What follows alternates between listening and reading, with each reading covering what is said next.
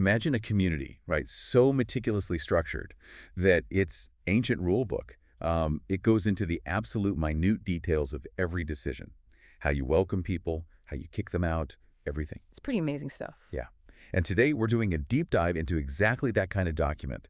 We're looking at excerpts from IX, Campeyyakkhandhaka. It's a section of the Mahavagga, which is part of the Buddhist Vinaya, the monastic code. And this isn't just, a dry list of rules. It's really a window into how this ancient spiritual community thought about justice, fairness, procedure, how they kept things harmonious. Exactly. So our mission today is to pull out the core ideas about how they govern themselves, to see the honestly surprising level of detail and foresight they had, and maybe see what lessons still resonate. So yeah, let's unpack this. Definitely. It's remarkable how these, ancient concerns mirror things. Modern groups still struggle with fairness, process, legitimacy. That's a great point. Okay. Okay, so our journey starts in this ancient city, Kampa. The Buddha's there, by Gagara's pond. And we meet a monk, Kassapagotta. He's a resident monk in a village called Mahavagga. And he's described as really diligent, like intensely focused on making the monastery dwelling appealing for any visiting monks. Right. His whole hope was, monks would come, they'd stay comfortably, and crucially, they'd help the local sangha, the community, grow and flourish. His dedication was pretty extraordinary, actually. When some visitors did arrive, he went all out, preparing seats, water for washing feet, footrests, taking their bowls and robes, offering drinks, and then making sure they had gruel and meals every day. It wasn't just basic politeness. It was like a serious commitment. And it worked.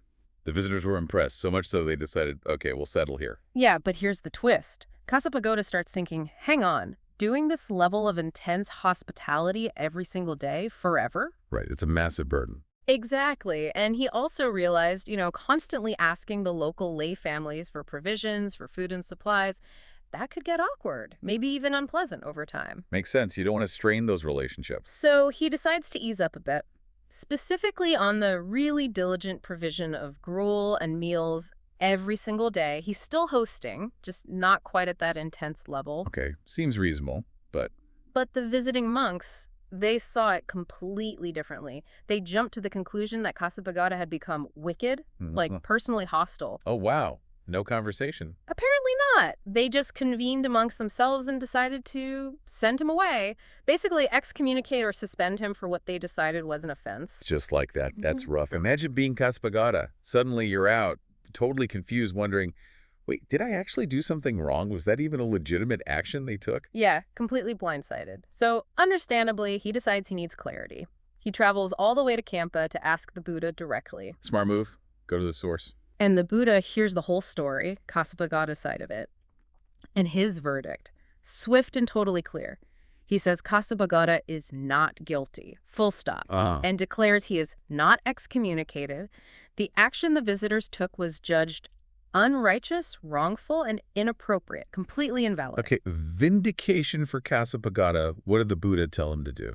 Told him to go right back to Vasabhagama, just return to his deities. And what about the visiting monks? Did they find out? Oh, yes. When they heard the Buddha's decision, they felt pretty terrible. Deep regret for wrongfully accusing and acting against an innocent monk. As they should. So they also made the journey to Kampa to confess their fault directly to the Buddha. And that takes some courage, at least. It does. And the Buddha, well, he rebuked them pretty strongly, said their kind of rash action doesn't inspire faith. It harms the community's reputation. Yeah. And then he lays down a fundamental rule right then and there. A pure innocent monk should not be excommunicated wrongly for no reason.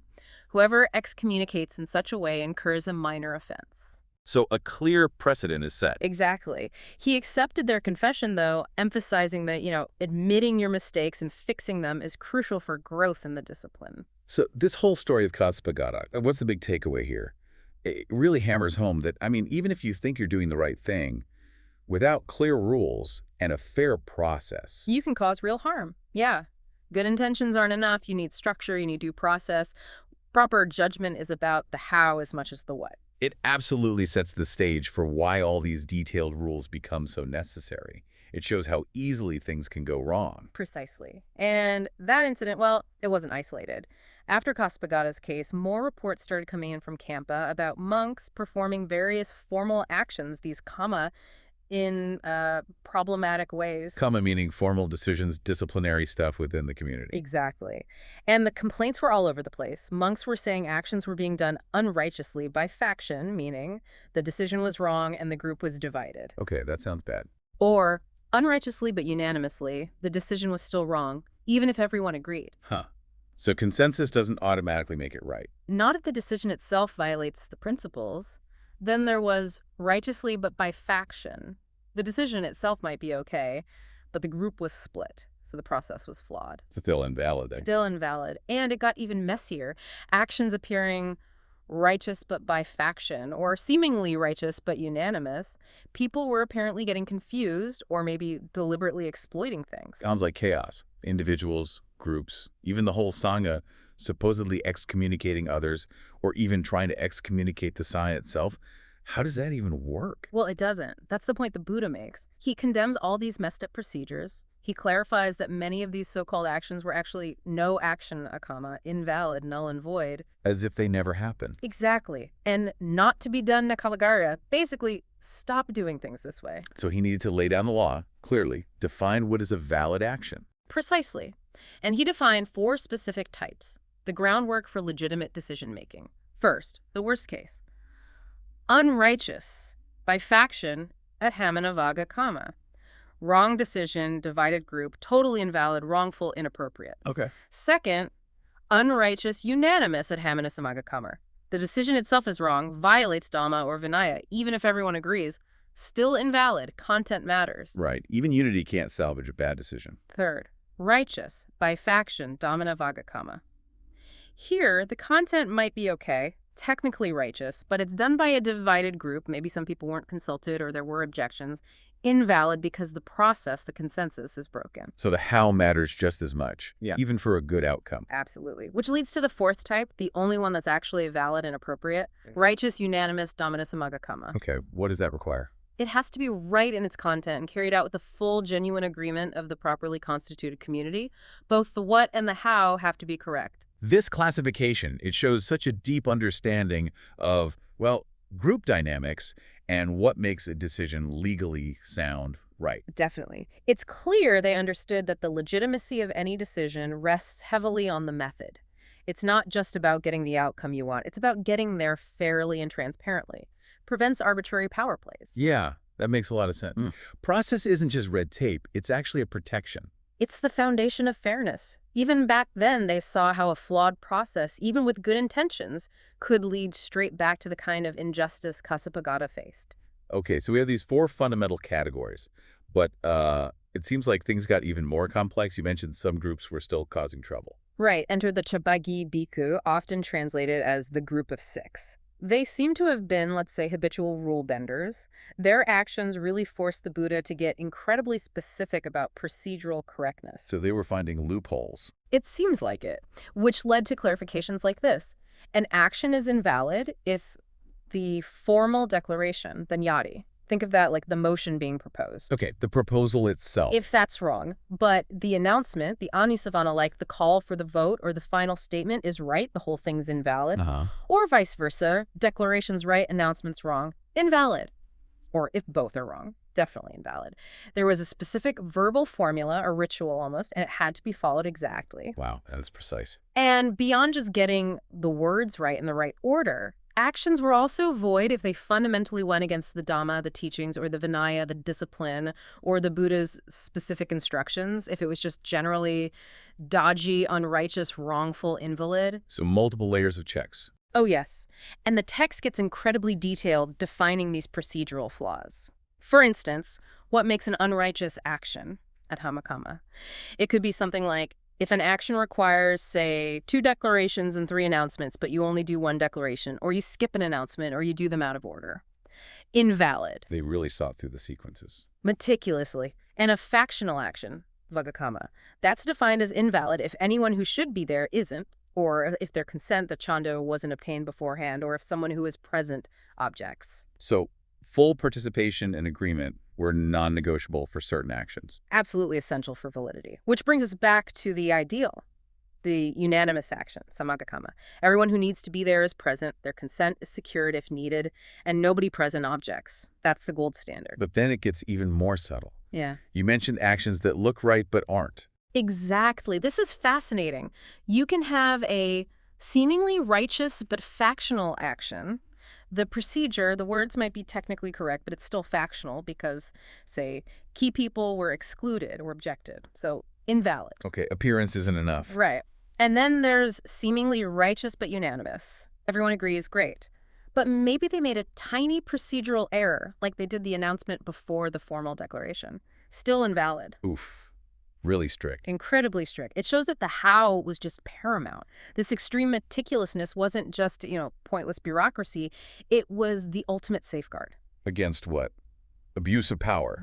Arbitrary decisions. Exactly that. They understand that if you allow loopholes in procedure, the whole system of fairness can be undermined. A tiny crack can break the whole thing. So the core insight is that rigid adherence to process is the protection. That seems to be the thinking. It's how you ensure fairness in any group, really. Okay, so process is key. What about who gets to participate in that process? Did that matter too? Oh, hugely. The Vinaya is very specific about sangha sizes and authority. Different quorums for different actions. A small group, say 4 monks, a 4-fold sangha, can handle most day-to-day things, but they can't do major stuff like ordaining new monks or reinstating someone who was suspended. Right, those need more consensus. Exactly. You need a larger group. A 5-fold sangha has slightly more authority, a 10-fold even more, and then a 20-fold sangha or larger. They can perform all official actions. So the quorum matches the gravity of the decision. That makes sense. But then it gets even more interesting, right, about who invalidates an action just by being there? Yes, this is really where you see the emphasis on the purity or integrity of the decision-making body. The text lists, I think it's 24 types of individuals whose mere presence renders a formal sangha action invalid. They can't be counted in the quorum. 24. Wow. Who's on this list? It's quite a mix. It includes nuns, novices because they aren't fully ordained monks, people who formally renounce the training. Okay, that makes sense. They're outside the specific group. Right. But then it includes those who've committed really grave offenses, things like killing a parent, killing an arahant, an enlightened being, sexually assaulting a nun, causing a schism in the sangha, shedding the Buddha's blood. Whoa, okay. Serious moral transgressions. Absolutely. Yeah. Also on the list, thieves, people belonging to other sects, non-Buddhists, animals, which is an odd one, but okay. An animal wandering in could invalidate a meeting. Apparently. Also, the mentally ill, hermaphrodites, and others who are currently suspended or hold fundamentally wrong views contrary to the Dhamma, their presence just voids the proceedings. So it's not just about numbers. It's about the status, the ethical standing, the fundamental alignment of every single person counted in that quorum. Precisely. And similarly, certain disciplinary actions themselves are invalid if they're initiated by monks who are, say, already on probation or known to have committed one of those grave offenses. You can't have someone under serious discipline imposing it on others. Right, that prevents conflicts of interest or further problems. And even the right to formally object the Paikosana is tightly controlled. An objection only counts if it comes from a regular, fully ordained monk in good standing who's present and part of that specific community. So a novice can't object, or someone who's sick or suspended. Nope. Their objections are considered invalid. Doesn't stop the proceedings. An objection has to come from a qualified peer within the group. This level of detail about who counts, who doesn't, who can speak up, it's striking. What's the core idea here? I think the core insight is that for this community, the integrity of any decision depended profoundly on the perceived moral, mental, and spiritual fitness of every single participant involved in making it official. It defines belonging and participation in governance really strictly. Yeah, it's like a finely tuned instrument. Only those fully committed and aligned with the core principles get to operate it, especially for the most critical decisions. It really underlines that not all voices were considered equal when it came to these formal, binding community actions. Okay, so moving on to the disciplinary actions themselves. The text is again very careful to distinguish between actions that are well done or justified and those that are badly done or unjust. Like with expulsion. He's right on. Yeah, exactly. A badly expelled person is essentially an innocent monk, someone pure who gets expelled anyway, like Kassapagotta, right? Yeah. That's flagged as an unjust action by the Sangha. Okay, and a well-expelled one. That's described as someone who is, foolish, undisciplined, commits lots of offenses, is shameless, hangs out inappropriately with lay people. Basically, someone whose conduct genuinely harms the community. Expelling them is seen as just and proper, necessary to maintain standards. So clear distinction based on actual wrongdoing. What about letting people back in? Readmission. Losarna. Same level of detail. There's a list of individuals who are considered badly readmitted, meaning they cannot be allowed back into the Sangha. Who's on that list? It overlaps heavily with the list of those whose presence invalidates actions, primarily those who've committed the gravest offenses. Matricide, parricide, killing an arahant, sexual assault on a nun, causing schism, shedding Buddha's blood. Also eunuchs, thieves, non-Buddhists, hermaphrodites. Readmitting them is deemed a wrongful act by the Sangha itself. So some actions lead to permanent exclusion. Seems so. But then, interestingly, there's a much longer list, 32 types, I think, of individuals who can be well readmitted. Oh, who are they? These are generally people with physical conditions, missing hands or feet, blind, deaf, mute, hunchback, dwarves, people with goiter, leprosy, or other serious diseases or physical deformities. Ah, so there's a major difference there. Huge difference. Readmitting these individuals is considered a righteous act. It shows a clear line being drawn. Severe moral or criminal transgressions. Permanent exclusion. Physical ailments or disabilities, even severe ones. Compassion inclusion is possible. That's a really important distinction. What about suspension? Campeyyakkhandhaka. Again, righteous versus unrighteous. It's unrighteous suspension if a monk actually has no fault, but gets suspended anyway, maybe for not seeing a fault they don't have or not correcting something they didn't do wrong. Like a false accusation leading to punishment. Right. Or interestingly, it's also unrighteous if a monk does have a fault and acknowledges it, but gets suspended anyway, perhaps under the same pretext of not seeing or not correcting it properly, even though they've owned up to it. So acknowledging fault should lead to a different path, not necessarily suspension in that specific way. Seems so. A righteous suspension, on the other hand, is when a monk does have a genuine fault, something they need to see or correct, or a wrong view they need to renounce, and they refuse to do so. They won't acknowledge it, won't correct it, won't renounce the wrong view. Ah, so it's about defiance or refusal to adhere to the standard once the fault is clear. Exactly. In those cases, the suspension is considered valid because the individual is actively rejecting the community's principles or corrective processes. So looking at all these disciplinary rules, expulsion, readmission, suspension, what's the underlying principle? What's driving these distinctions? I think the core insight is that the Sangha drew a very sharp line. On one side, you have fundamental moral and ethical transgressions, things seen as deeply damaging to the community's integrity or spiritual path. Those often led to exclusion. On the other side, you have physical conditions or ailments. Those were treated with compassion and didn't bar participation or readmission. The priority was clearly on ethical conduct and the purity of the spiritual pursuit. That makes a lot of sense. It's a system focused on maintaining its core values and ethical standards above all else. Physical limitations are secondary to that. Precisely. And this commitment to getting things exactly right culminates in these fascinating dialogues with the Venerable Upali. Right. He was known as the expert in Vinaya, the rules. The foremost expert. He comes to the Buddha with these super specific questions, almost like a lawyer seeking clarification on case law. He wants to nail down the validity of Sangha actions under all sorts of specific, tricky circumstances. It's like a stress test for the rules. Okay, like what kind of scenarios? Well, he asks, is an action valid if it's done without the proper face-to-face presence required? What if it's done without the right kind of inquiry or confession from the person involved? Procedural questions again. Yes. And then he gets into misapplication.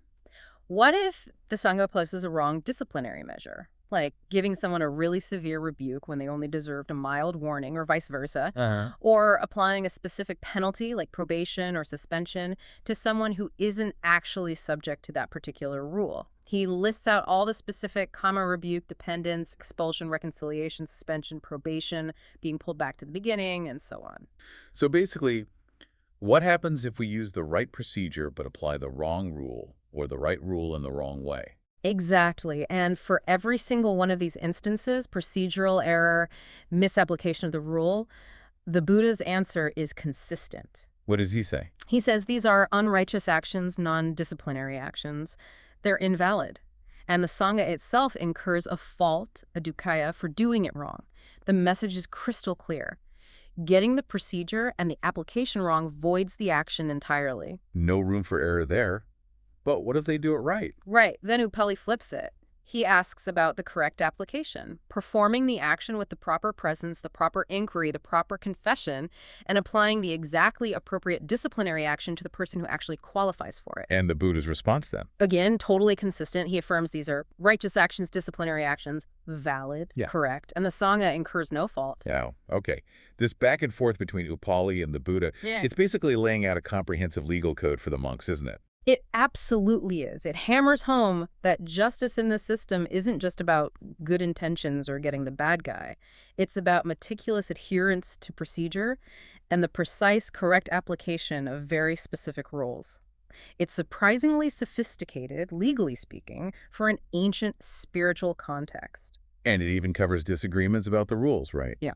What if monks argue about whether an action was valid? Yes. The text addresses that. If there's a dispute about whether a disciplinary action was done correctly, those monks who stand up and say, no, that was unrighteous, it was wrongful, it needs to be done again, they are the ones described as speaking the Dhamma. So challenging a potentially unjust or improperly performed action is actually upholding the law. That's exactly what it implies. It puts a high value on internal checks and balances, on individuals having the responsibility to point out when the rules aren't being followed correctly. It's not about just going along with the group. It's about fidelity to the process and the principles. That's a powerful idea about accountability. Okay, so we've journeyed through quite a lot here, from Kassapagotta's personal ordeal. Yeah, that really set the scene. All the way to these broad principles of valid actions, the incredibly detailed procedural rules, who gets to participate, the specifics of discipline, and Upali's clarifications. It's pretty comprehensive. It really is. We've seen how this ancient Buddhist community created this incredibly detailed system, distinguishing right from wrong, not just in a final outcome, but so meticulously in the process, who was eligible, even who had the right to object. It shows this profound concern for justice, for order, for maintaining the actual integrity of the community itself. Absolutely. So thinking about all this deep dive into the Campeyyakkhandhaka, here's a final thought for you listening. Considering just how detailed and carefully constructed these ancient regulations were, how might a modern group, maybe an organization, maybe even society, grapple with its own rules? Could we benefit from that kind of meticulous, clearly articulated framework for handling disputes, for making decisions, for ensuring fairness and preventing arbitrary actions, especially today when things can feel so messy? What could this ancient wisdom, this focus on process and principle, offer our own challenges in building communities and keeping ethical standards clear?